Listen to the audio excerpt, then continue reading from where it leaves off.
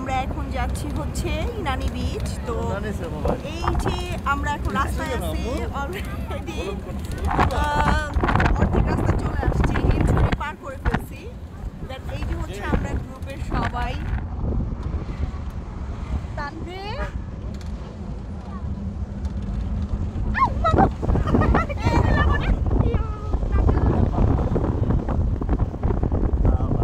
আমরা যাচ্ছি। আমাদের একটা হিরো আছে, সেই কিউট। হ্যাঁ, ছোট বাবা হিরো। এই তুমি কি হিরো? এই তুমি কি হিরো? তুমি কি সাকিব খান? না, তাহলে তোমার নাম কি? হ্যাঁ, তোমার নাম কি বলো? হ্যাঁ, রায়ান। ও তুমি নিয়ান, তুমি নিয়ান হিরো। মাশাআল্লাহ, এই যে আমাদের নিয়ান হিরো পকেটে হাত দিয়ে সে হাঁটছে, মানে কি বলবো, কিউট একটা।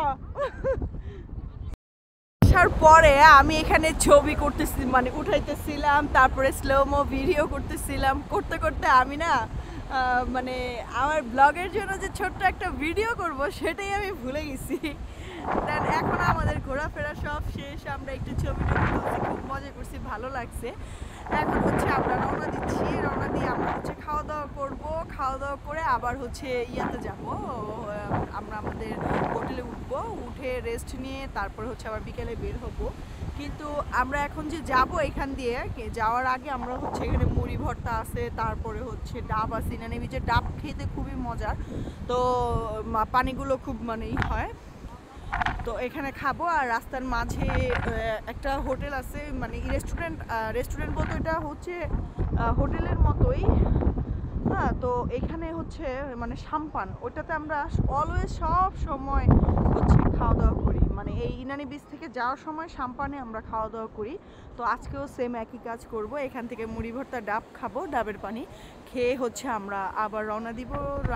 মাঝরাতে আমরা মানে মাঝ রাস্তায় আমরা সাম্পানে খাওয়া দাওয়া করব, করে দেন হচ্ছে আবার একটু রেস্ট নিব, রেস্ট নিয়ে হচ্ছে আমরা আবার রওনা দিব আমাদের হোটেলের উদ্দেশ্যে। তো ওই বাসায় যে আবার একটু মানে হোটেলে যে রেস্ট নিয়ে আবার সন্ধ্যায় বের হব।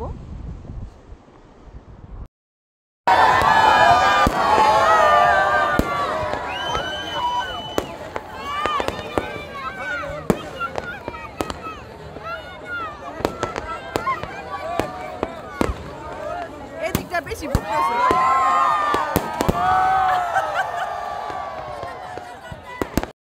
ফাইনালি আমরা চলে আসলাম সাম্পানে। আমরা প্রতি বছর মানে যখনই আমরা কক্সবাজার আসি বা ইনানি বিচ যাই, যাওয়ার পথে হচ্ছে আমরা সবসময় এই সাম্পানে আসি, এখানে খাওয়া দাওয়া করি। এসে আমরা যাওয়ার সময় এই যে হচ্ছে সাম্পানের প্লেসটা খুবই সুন্দর, অসাধারণ সুন্দর।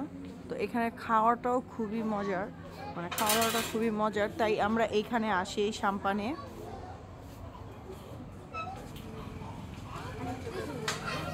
এখান থেকে বাইরের ভিউটা দেখা যায়, খুবই ভালো লাগে।